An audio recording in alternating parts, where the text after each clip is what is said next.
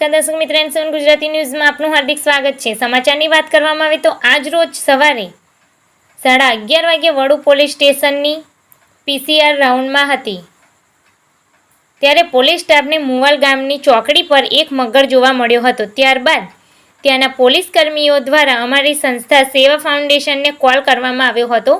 અમારી ટીમ અને વન વિભાગે સ્થળ પર પહોંચી દુકાનની નીચે ઘૂસી ગયેલા 5 ફૂટના મગરનો સહી સલામત રીતે રેસ્ક્યુ કરી પાદરા વન વિભાગને સુપરત કરવામાં આવ્યો હતો।